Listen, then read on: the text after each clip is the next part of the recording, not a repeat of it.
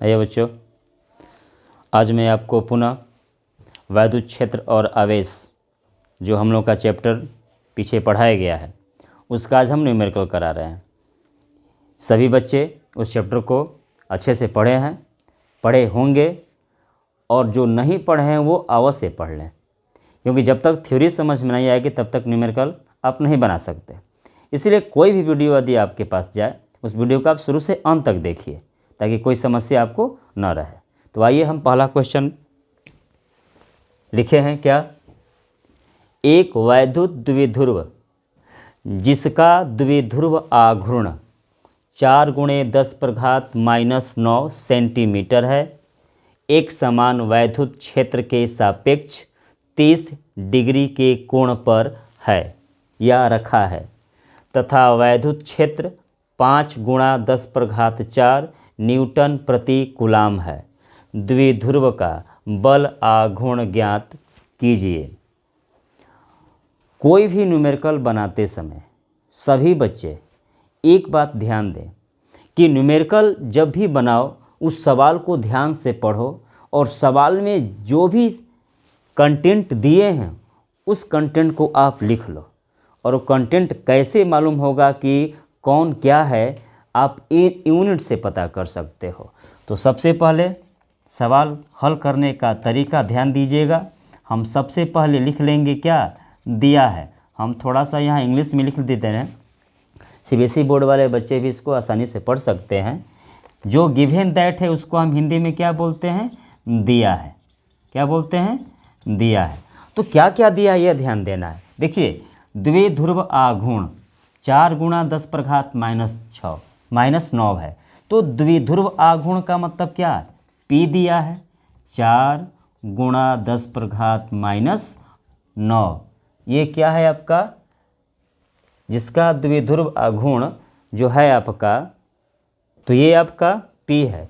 यहाँ देखिए क्वेश्चन में गलत किया है वो, ये आपका 4 × 10⁻⁹ है, द्विध्रुव आघूर्ण है तो यहाँ पर कूलाम होगा और सेंटीमीटर, मतलब यहाँ पर कूलाम और क्या है? मीटर। ठीक है, सेंटीमीटर कूलाम है तो मीटर रहेगा, क्योंकि दोनों आपका क्या है? MKS मात्रक है। इस चीज़ को आप ध्यान देते जाइएगा, मात्रक से ही मालूम चलता है कि क्या चीज़ है। तो ये आपका क्या है? Coulomb metre. कूलाम मीटर, वो लिखने में गलती हो गया क्योंकि वो मात्रक जो है इसका डाइपोल का है। ठीक है बच्चों, आप इस कंटेंट पर ध्यान दीजिएगा। P का मान है 4 × 10⁻⁹ कूलाम मीटर। ये कूलाम मीटर कैसे आता है मालूम है ना? P = 2QL, आवेश का मात्रक कूलाम, लंबाई का मात्रक मीटर। चलिए अब आइए, वैद्युत क्षेत्र के सापेक्ष 30 अंश पर थीटा का मान कितना दिया है? 30 डिग्री। वैद्युत क्षेत्र मतलब E का मान दिया है 5 × 10⁻⁴ न्यूटन प्रति कूलाम। न्यूटन प्रति कूलाम। अब पूछ दिया है द्विध्रुव का बल आघूर्ण। आप बहुत ही आसान भाषा में लिख सकते हो, टाउ = PE sin थीटा। ये हमारा सूत्र है जो आपको पिछले जो वीडियो बनाया गया है उसमें ये सारी चीज़ आपको बताया गया है, कौन क्या चीज़ है और इस पर निगमन अनेक हुए हैं। Tau = PE sin theta. आप बता सकते हो कि टाउ बराबर P का मान हम लिख देंगे कितना बच्चों? 4 × 10⁻⁹। इसके बाद ध्यान दीजिएगा E का मान क्या है? 5 × 10⁻⁴ कितना? 4 है। और साइन थीटा, तो साइन थीटा का जगह कितना? 30 अंश। तो टाउ बराबर, अब देखिए 4 के साथ 5 ले लो, उसके बाद 10⁻⁻⁹ और 10 कितना? 4। और साइन 30 का मान क्या होता है बच्चों? 1/2 होता है। अब 2 से ये 4 कट गया, कितना आ गया? 2 आ गया। 2 दूना 4, 5 से 2 में गुणा कर दो तो 5 दूना 10, 10⁻⁻⁹, 10⁻4, ये घट जाएगा तो माइनस क्या आ जाएगा? 5। 9 में से 4 गया 5, 9 बड़ा है तो हमने रख दिया। अब इसका मान यहाँ -5 है, यहाँ पर +1 है, घटेगा तो हो जाएगा बच्चों -4। तो अतः हम कह सकते हैं टाउ बराबर 10 पर घात -4। अब चूंकि टाउ है तो मात्रक क्या होगा, न्यूटन मीटर, न्यूटन मीटर। तो 10 पर घात -4 न्यूटन मीटर इस क्वेश्चन का आंसर है। ठीक है, तो आप लोग किसी भी क्वेश्चन को करते समय आप यूनिट की सहायता से पता कर सकते हैं कि कंटेंट क्या क्या दिए हैं और हमें क्या ज्ञात करना है। यहाँ पर हमें टाउ निकालना था, तो टाउ का सूत्र जानते हैं PE sin थीटा। अब सारे मान हमने पुटअप कर दिए, ये आपका क्या आ गया, मान आ गया। आइए हम नेक्स्ट क्वेश्चन पर चलते हैं। ठीक है, ये सेकंड सवाल है। सेकंड सवाल को आप ध्यान से पढ़िए और देखिए क्या लिखा है। कहा है एक वैद्युत क्षेत्र की तीव्रता ज्ञात करना है। सबसे पहले हम तुरंत पता कर लेंगे, हमें फाइंड करना है क्या, E बराबर प्रश्नवाचक चिन्ह दे देंगे। जो 0.01 मिलीग्राम द्रव्यमान, तो यहाँ M दिया है। ठीक है, कितना दिया है, 0.001 मिलीग्राम। आप कोई भी सवाल बनाएंगे, पूरे सवाल के जो कंटेंट होंगे वह किसी एक ही सिस्टम में होने चाहिए। या तो MKS में कर दो या तो सबको CGS में कर दो। अगर दो पद्धतियों में करोगे एक साथ तो सवाल गलत हो जाएंगे। ठीक है, तो हम इसको क्या करेंगे, हम इसको किलोग्राम में बदलेंगे। तो किलोग्राम के लिए 0.001 गुणे 10 पर घात -6 किलोग्राम। ये चीज़ आप लोगों को समझना पड़ेगा। जो यूनिट होते हैं, जो आपके मापन के मात्रा में होते हैं, किलोग्राम, ग्राम, मिलीग्राम, मीटर, सेंटीमीटर, ये सब कुछ याद होने चाहिए। इसके बाद आइए, एक तेल की बूंद जिस पर 3 इलेक्ट्रॉनिक आवेश हैं। यह 3 इलेक्ट्रॉनिक आवेश का मतलब क्या होता है, इलेक्ट्रॉन कितने हैं, 3। ठीक है, तो वहाँ से हम Q निकाल देंगे। अब जो Q है वह Na होता है। Q बराबर क्या होता है, Na। अब हम N की जगह पर क्या लिखेंगे बच्चों, 3, क्योंकि 3 इलेक्ट्रॉन दिया है। और इलेक्ट्रॉन E क्या है, इलेक्ट्रॉन का आवेश, इसका मान होता है 1.6 10 पर घात -19 कूलाम। ठीक है, अब इस हिसाब से हम पढ़ेंगे क्या, Q बराबर 3 × 1.6 10⁻⁻19 कूलाम। अब आइए, कहा है कि संतुलित कर सके। एक बात ध्यान दीजिएगा, संतुलन की अवस्था जब होगी, संतुलन की अवस्था में तो संतुलन की अवस्था में जो होता है वह QE बराबर, हम छोटा जो ये हमारा QE है, यह क्या है, आवेश है, और E क्या है, वैद्युत क्षेत्र की तीव्रता है।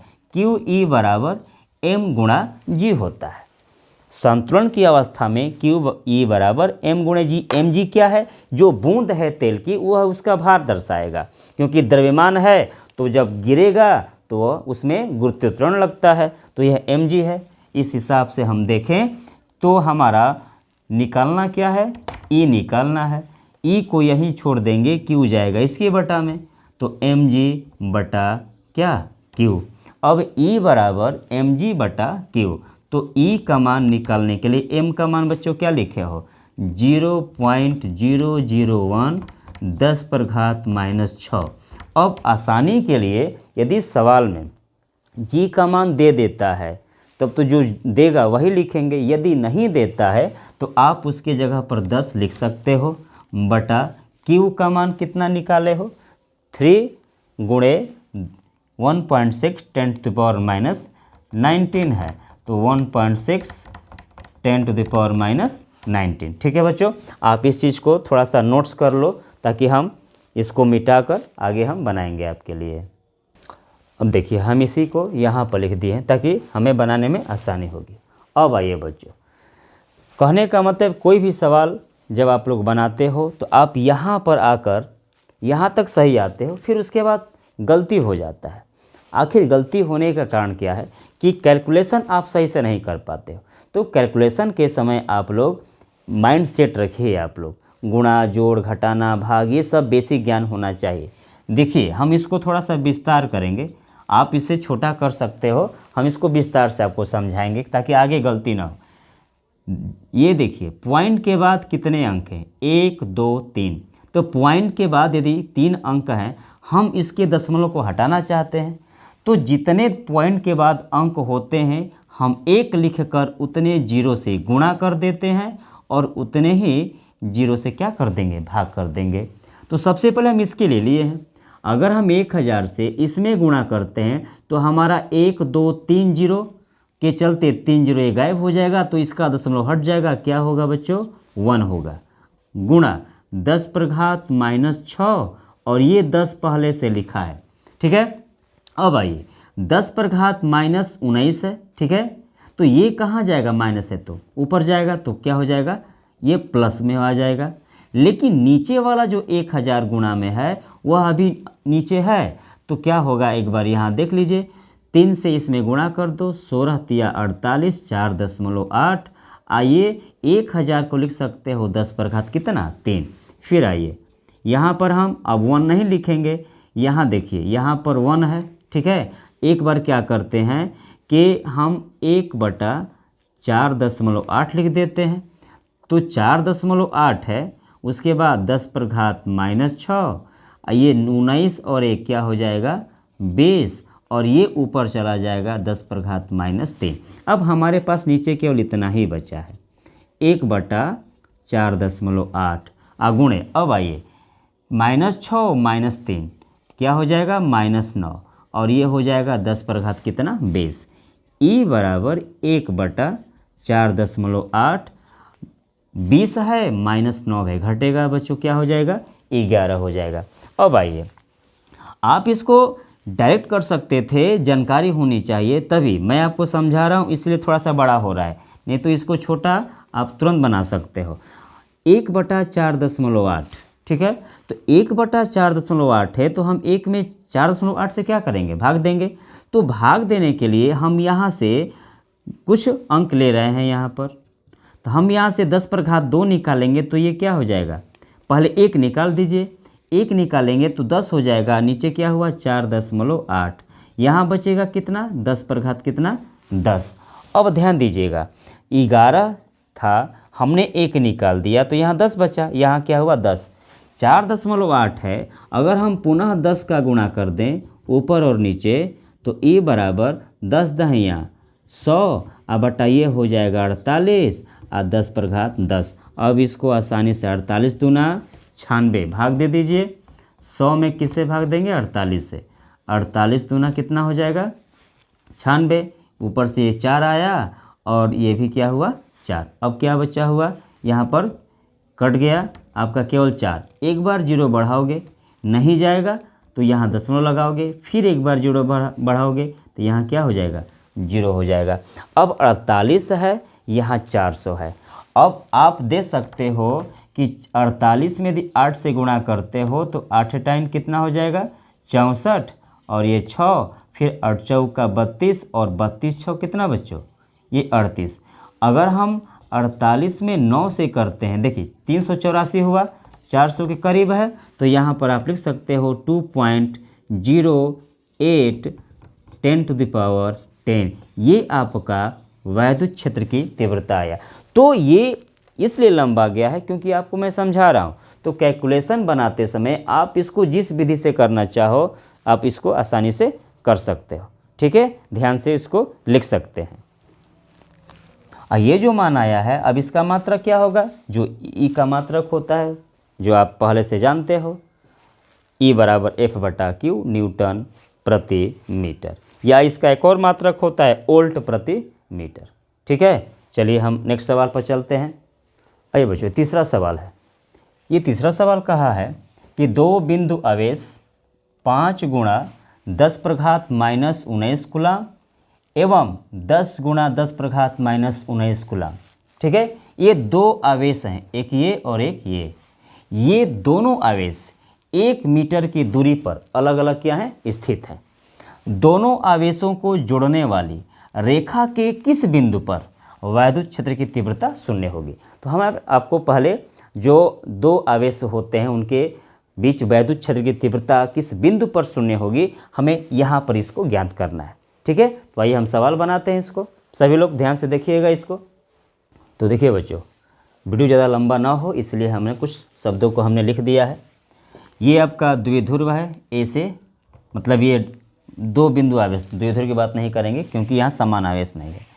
दो बिंदु आवेश है ए और बी, ये दोनों बिंदु आवेश एक दूसरे से 1 मीटर की दूरी पर स्थित है। मतलब ए से लेके बी तक की दूरी कितना है, 1 मीटर। हम बिंदु ए पर जो आवेश हमारा है हमने इसको E1 मान लिया है, तो बिंदु ए पर आवेश क्या है, E1। तो E का सूत्र क्या होता है, 1/4πε0 Q बटा R स्क्वायर।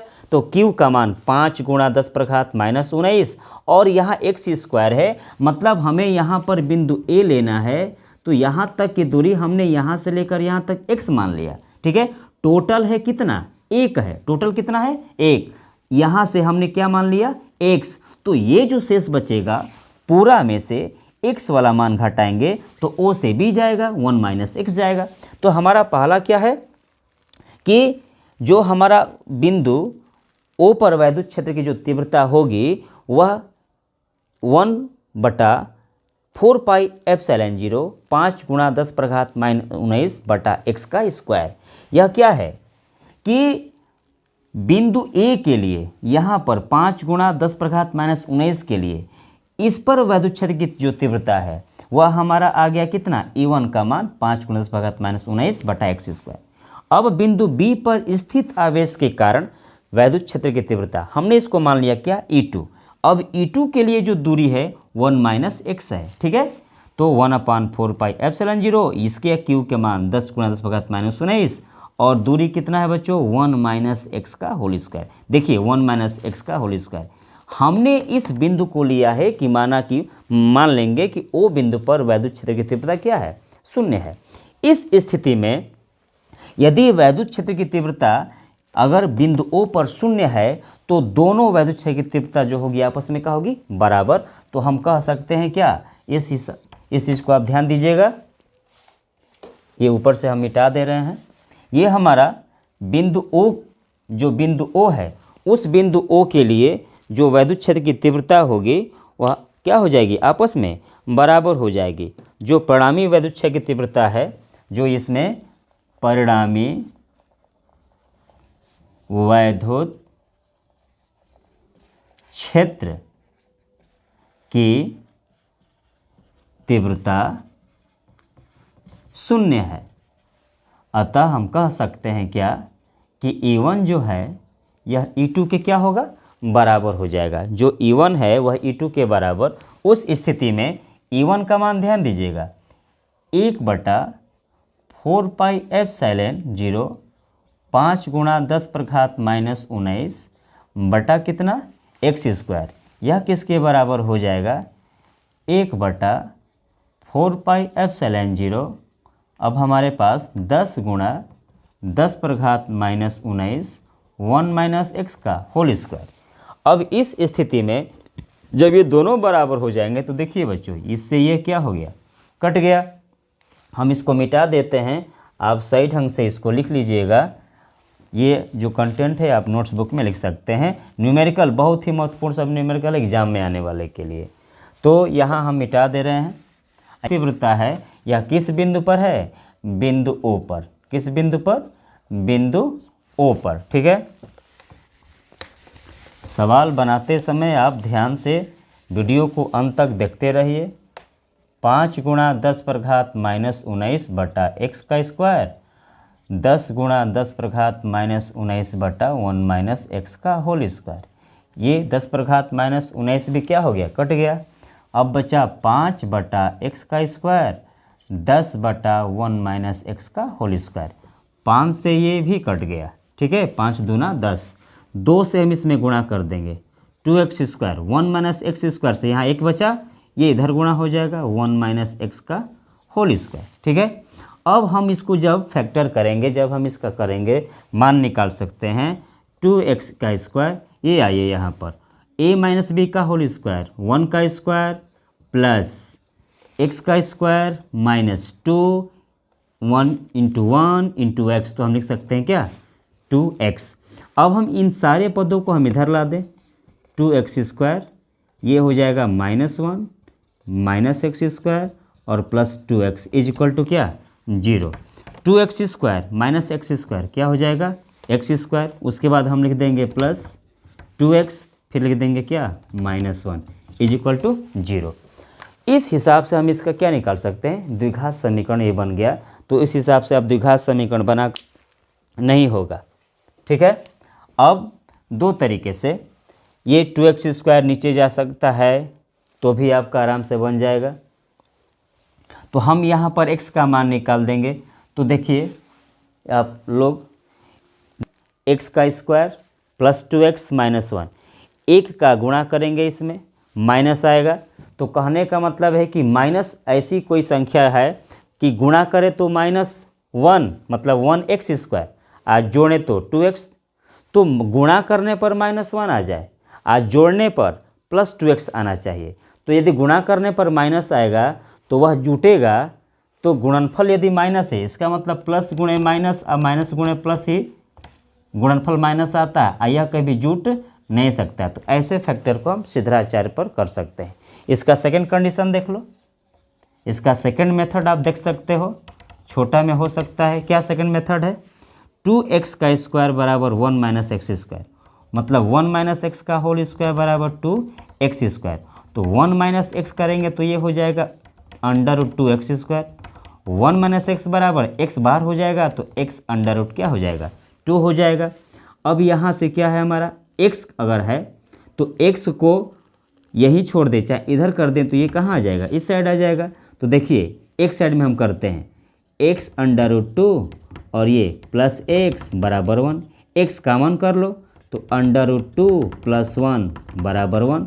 अब यह और आराम से हो जाएगा आपका, x का मान आ गया 1/, ये हो गया √2 + 1, ये आपका x का मान, मतलब इतने मीटर की दूरी पर वैद्युत क्षेत्र की तीव्रता क्या होगी, 0 होगी, जो आपका चित्र में बताया गया था। तो इस तरह के सवाल, इसमें कुछ नहीं करना है, E1 और E2 बराबर हो गया। अब कैलकुलेशन आप किस तरह करते हो वह ध्यान देना है। तो कैलकुलेशन करते समय आपको ध्यान देना है कि हमारा किस हिसाब से करें ताकि हमारा छोटा हो। तो इसको और छोटा किया जा सकता है, लेकिन समझाना है आपको, इसलिए थोड़ा सा बड़ा हो जाता है, ठीक है। तो इस तरह सवाल जो बनाने हैं आपको बना कर दिया जाएगा। ये 2-3 सवाल बने, बहुत ही महत्वपूर्ण सवाल थे। आप इसको सही से नोट्स कर लीजिएगा और सही से इसकी पढ़ाई कीजिए आप लोग, ठीक है बच्चों। आगे और वीडियो बनाया जाएगा नेक्स्ट चैप्टर पर, तब तक के लिए धन्यवाद।